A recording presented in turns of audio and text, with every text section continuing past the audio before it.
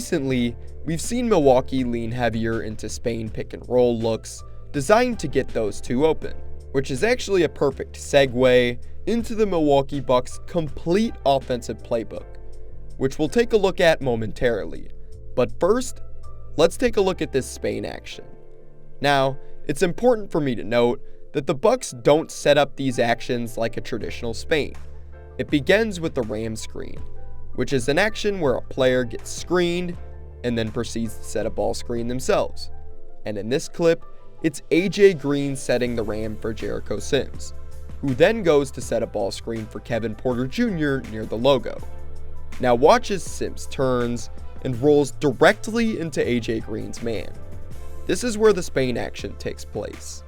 This is what's called a brush screen, as he doesn't make direct contact with Jaime Jaquez, but rolls directly into his path, which allows AJ Green to knock down this wide open three off the pop.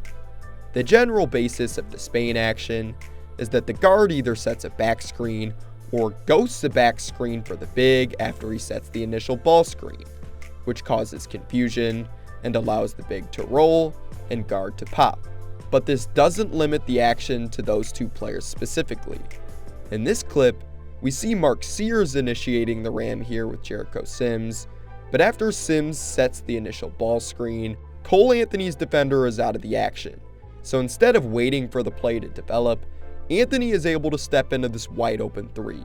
But the Spain ram look is just one of many actions within Doc Rivers' playbook, and it's honestly more of a specialized set because the Bucks primarily run a pistol-based offense with some horns and 5-out concepts. This pistol series is the core of Doc's offense. It's what sets the precedent for how the Bucks want to play. Rivers has talked about wanting his team to consistently reach that second action instead of stalling after the first, and pistol gives them that built-in rhythm. It's fluid, read-based basketball, exactly what Doc's been preaching since camp. And probably their most common action out of this series is something known as pistol step, which is exactly what it sounds like. The pistol action begins with Ryan Rollins handing off to a lifting Kyle Kuzma. Kuz then fires a pass back to Cole Anthony near the logo, which triggers Bobby Portis into setting this step-up screen. From here, Portis is going to pop out to the three-point line, while Anthony turns the corner and draws two, allowing him to make this simple kick out back to BP, who buries the three. Simple, right? Here's another example. AJ Green is now going to initiate the pistol with this DHO to the lifting Gary Trent Jr. GTJ then throws this pass middle to Giannis, who receives the step up from Miles Turner. And although this isn't a great screen, Turner is able to knock Jared Allen off his spot just enough to allow Giannis to split this gap and get to the rim untouched. In this final clip, Jericho Sims receives the ball from Cole Anthony and initiates the pistol with Kuz. Now, as Kuz dishes back to Cole Anthony, I want you to pay attention to Jericho Sims' man as Andre Jackson Jr. goes to set the step up. He's completely ignoring him in help. So when Cole Anthony goes to turn the corner off this screen, Sims immediately dives to the rim and is rewarded with the easiest 2 points of his life, courtesy of Cole Anthony. But the pistol offense isn't just limited to one read per action. For example, let's say the defense denies the pass back to the top of the key out of pistol step. Then, this just turns into a pistol blind, as the big who was initially going to set the step up, which in this case is Miles Turner, flashes up with his hands ready. So then he can catch the ball and initiate the action instead. From here, he can now go uphill DHO with Cole Anthony off the curl, or let him run through and DHO to Gary Trent Jr. Turner opts to go with the latter, and as a result, it allows GTJ to step into a pull-up midi with his man trailing the play. Another read out of blind that the Bucks can make is to go to a blind zoom.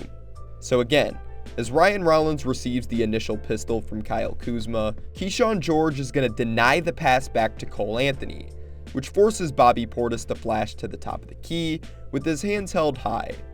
And from here, this can now turn into a zoom action, as Cole Anthony goes to set the pin down for Taurean Prince, and Bobby Portis acts as the trigger man with this downhill DHO. And as TP comes off the DHO, watch how Bobby Portis hits Keyshawn George off the roll to claim that space. And because he does this, it opens up the lane for Prince to deliver this inside pocket pass to BP for an easy 2. But going back to the initial step-up portion of the action, it doesn't need to be a traditional big man who sets that screen, as the Bucks also love to run an inverted version of pistol step. We most commonly see this when Giannis is the primary initiator of the action. This way, GA's downhill gravity can create an open look for the screener, who in most cases will be a floor spacer like AJ Green or Gary Trent Jr., who will always ghost this screen and pop back out to the three-point line. This leads us to another common pistol set we see the Bucks run, pistol ghost drag, which begins with the pistol trigger coming from a ghost screener in the corner. From there, the initial screener pops out to the three-point line, while a trailing big sets a drag screen on the ball near the sideline just above the break, then providing the guard with nice spacing coming off the ball screen. From there, the reads become pretty simple, but really effective. The guard can use that drag screen to get downhill or stop on a dime for a pull-up jumper, depending on how the defense plays it. If help comes early, there's a window to hit the big on the roll, whether it's for a short jumper or a quick finish inside. And if the weak side tag sells out to take that away, the ball can swing right back to the original ghost screener, who's popping to the arc for a clean catch and shoot 3. It's a quick hitting action that forces multiple rotations and gives the ball handler 3 clean layers of reads, all within the natural flow of the offense. But like I said earlier, these actions aren't just limited to the initial reads. In this clip, after the Ryan Rollins ghost screen, we can see that Amir Coffey is setting the drag screen, meaning there's likely going to be no advantage for Cole Anthony coming off this ball screen. So instead, he throws it to Rollins in the middle of the floor off the pop, which triggers Jericho Sims to set a pin down for a lifting Taurean Prince on the weak side, which creates a wide open 3 for TP. We see more of the same in this clip, as TP now ghosts the screen for Cole Anthony and pops back out to the top of the key. Then, after Giannis sets the drag screen, Cole fires it back to TP, which triggers Miles Turner to set the weak side pin down on RJ Barrett, freeing up Gary Trent for this nice sidestep 3 off the bounce. And if they want, the Bucks can also flow right back into that step-up look by replacing the drag screen in this action, which effectively turns it into what's called a pistol ghost step. And here's what that would look like. On this possession, the pistol begins with KPJ's push pass to a lifting AJ Green. From here, Miles Turner is going to ghost this screen for AJ and get to the corner. Green then swings back to KPJ at the top of the key, and Giannis sets the step up. This allows KPJ to get downhill and collapse the defense, which opens up this kick-out pass to Miles Turner for a wide open 3. But putting the emphasis back on the drag screen, the Bucks have another pistol drag look that they can go to in the form of a stagger. So in this action, they replace the ghost screen we saw in Ghost Drag with a stagger screen. And on this play, we can see the pistol begin with this Kyle Kuzma DHO to Gary Trent Jr. But as this handoff is made, look at the backside. Miles Turner is setting a back screen for AJ Green to cut across the floor. So once GTJ resets, AJ is already halfway across the lane, triggering Kuz to step down and set this little pin-in screen on his own guy, which slows down Andrew Wiggins' momentum just enough to free up AJ for this great look. Now, taking a look at this possession, we're going to see what happens when a team tries to overplay the stagger. The pistol begins once KPJ drives baseline, triggering AJ Green to clear out. Giannis then sets the drag screen for KPJ, and as that's happening, Bobby Portis and Gary Trent Jr. are setting a stagger for AJ Green on the weak side. But look at how the Thunder play it. Ousmane Dieng cheats over the middle to try to take away the top of the stagger, while AJ Green's man, Aaron Wiggins, is going to chase him.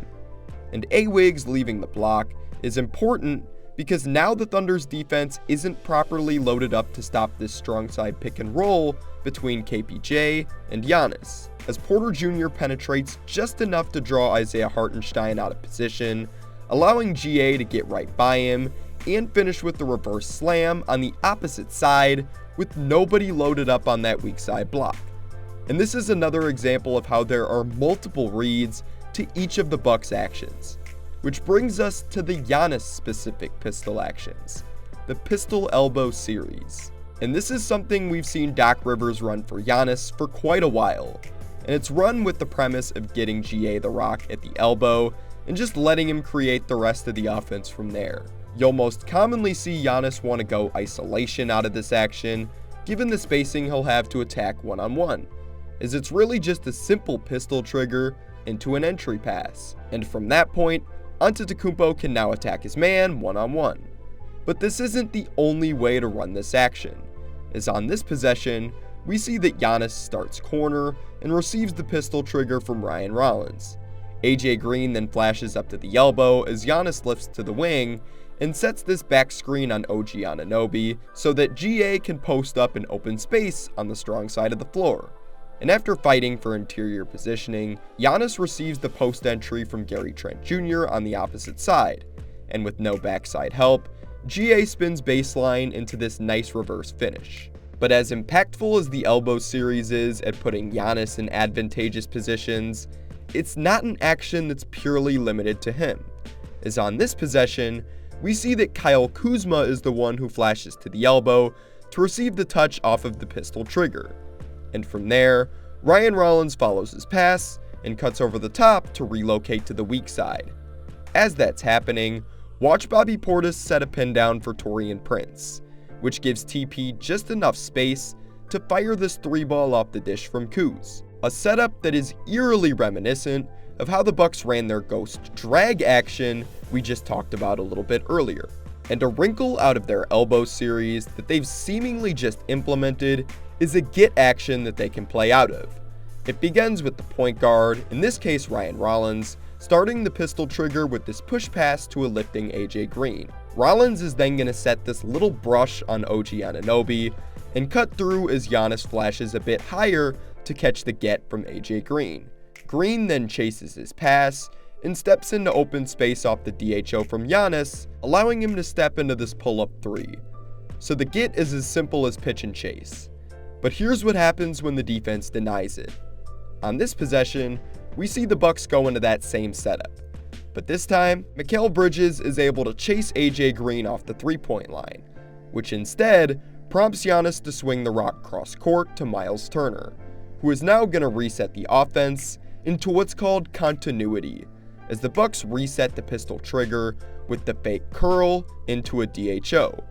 Off the fake curl, GTJ gets to the top of the key, and when Ryan Rollins comes off the actual DHO, Miles Turner is going to try to re-screen to create an advantage, but nothing is there, so Rollins kicks it back out to Gary Trent Jr., who takes Landry Shamet off the dribble and cashes in on this tough floater. To dive deeper into this concept of continuity, it's not too complicated. The easiest way I can sum it up is a repeated pattern of motion offense. And in the Bucks' case, they run a pistol offense. Therefore, this would be called a pistol continuity. In this clip, instead of turning to a specific action, the Bucks instead opt to flow into a continuity. As Rollins triggers the initial pistol to GTJ on the wing, Gary then swings it to Miles, who immediately goes back into a pistol DHO to Cole Anthony on the opposite side. But as Cole comes off the handoff, Ayo Dosunmu stays with him over top of the screen. So again, we're going to see Miles Turner re-screen, which is also called Ricky. So Cole pulls it back and then re-attacks off this Ricky screen from Turner. From there, he's going to draw 2 as he turns the corner, forcing Trey Jones to help off the weak side in order to tag this roll, which allows Cole Anthony to make this incredible read as he fires a hook pass to a wide open Ryan Rollins in the corner for 3. On this possession, we see the Bucks flow into that same Ricky action within continuity, but this time it's going to generate a wide open 3 for Miles Turner. But as we saw earlier, continuity also works great when an initial play call falls through. But it isn't just limited to actions out of pistol. Transitioning to the Bucks' Horns series, we can see Milwaukee try to run a slice action on this possession, which is always triggered by having 2 players on each elbow, with one player Iverson cutting over the top of the horns and another back cutting behind them. In this case, Kyle Kuzma is the guy who catches the rock off of this Iverson cut, which triggers AJ Green to lift from the elbow and set this screen on Draymond Green. But Kuz doesn't like the look, so he swings it back to Ryan Rollins. Rollins then tries to attack using the second horn screener, but no advantage is generated. So Bobby Portis is going to flow back into a pistol continuity by going DHO with AJ Green. But let's press rewind real quick. Look at what Kyle Kuzma does before Bobby Portis even catches the pop. He's going to cut through to allow this DHO with AJ Green to take place, meaning the Bucks are in 5-out spacing, which is another concept we'll further take a look at in a minute. But off the chase DHO, there's still no advantage created, so AJ Green takes matters into his own hands and hits a beautiful sidestep 3 over Al Horford. Sticking with the slice action, we see it again here as Giannis and Miles Turner are in horns formation at each elbow, while AJ Green and Gary Trent Jr. execute the slice action. And as each wing crosses the floor, Miles Turner lifts to set this screen on Emmanuel quickly, but being so far away from the basket, Ryan Rollins sees no advantage, so he pulls the ball back out, and as he sees Miles Turner look to rescreen on the opposite side, Rollins now sees an open lane that he can exploit. So with this spacing, he blows right past Emmanuel quickly at the point of attack, and is able to get all the way to the rim and finish the play. Another common horns action we'll see the Bucks turn to is called Horns 45. I've mentioned it a couple of times throughout the video because it's something we used to see the Bucks run a lot for Damian Lillard. It's essentially just a double high ball screen set near half court, designed to free the ball handler to get downhill. The horns concept comes from the two screeners lifting from the elbows, while 45 refers to the typical personnel involved, the 4 and 5 acting as the screeners in this action. So bringing our film back to this season, Doc Rivers still likes to run this action for his guards today. They may not be the long-range snipers that Lillard is, but they can sure as hell get downhill and create for their teammates. But with half-court specific sets out of the way, the only portion of the offensive playbook left to discuss is early offense, which still has many similar concepts to the half-court. So let's start with pistol.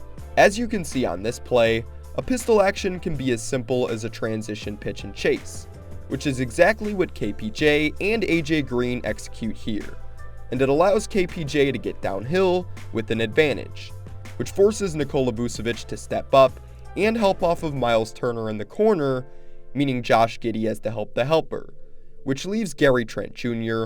wide open on the wing for this routine catch-and-shoot 3-ball. On this next possession, we see a similar exchange on the wing to initiate the pistol, but instead of a pitch and chase, it's a simple step up. But with Miles Turner being the screener, it means a big will be defending the screen. In this case, that's Karl Anthony Towns. So this means that Cole likely won't be able to get baseline like KPJ did in the last clip, especially considering Cat is in this flat drop. So instead, Cole uses a quick tween and explodes by Towns to get 2 feet in the paint and force OG Anunoby to help, which allows Giannis to dive to the rim for this emphatic finish. In early offense, we also see the Bucks combine pistol and 5-out concepts like we touched on a little bit earlier. Like right here, for example, Kyle Kuzma crosses the timeline and fires a pass to Jericho Sims. As Sims catches the rock, Amir Coffey immediately cuts through to maintain 5-out spacing, as Ryan Rollins curls off this DHO to trigger pistol, before getting downhill and finishing at the rim, leading us to this possession, where we can see the Bucks likely preparing to set up in their pistol ghost drag. But as AJ Green sets up Josh Giddey, he sees an angle he can take to cut back door, so he takes advantage and is rewarded with 2 points as a result. But as easy as it can be to execute pistol in early offense at times, the Bucks' favorite thing to run is probably Doc Rivers' patented 77 action, which is also known as a double drag. The action is typically set up so that the first screener pops back out to the 3-point line and the second screener dives to the rim, giving the guard a multitude of reads. Taking a look back at this possession, the Bucks actually do go early pistol as Ryan Rollins DHOs to Cole Anthony, but this then flows into a 77 action as you can see Bobby Portis and Kyle Kuzma already set up in double drag. And as Cole Anthony comes off, Portis spaces and Kuz dives hard. But because RJ Barrett and Brandon Ingram don't communicate soon enough, Cole Anthony is able to deliver this pass over the top to a diving Kyle Kuzma who's able to finish inside. But the Bucks can also set up this action inversely as well, with the first screener rolling and the second one popping out, which almost serves as a pseudo-Spain action, as on this possession, we can see that Kuz is the first screener in the 77, while AJ is the second. But instead of setting a screen, AJ is going to subtly cut behind Kyle Kuzma. So when Kuz rolls, he's technically setting a brush on AJ's man. And that read is theoretically there. But Ryan Rollins' hesitation has Jonathan Kuminga out of position coming off of this initial ball screen. So he attacks downhill and converts on this tough Eurostep finish. Literally the next possession down, the Bucks flow into this same action and are met with virtually the same result. However, this time, Kuzma is able to roll to the basket with Steph Curry dodging the brush screen, meaning Draymond Green has to come down from the weak side to not only tag Kuzma's roll, but also help against Rollins' penetration. And with the Warriors' defense out of position, Rollins fires this nice pass to the corner to a wide open Miles Turner for three. But not everything needs to be an overly complicated action. Some of the simplest reads for the Bucks in early offense come out of basic spread pick and roll action for the guards to get downhill, or inverted screens for Giannis to make a read out of.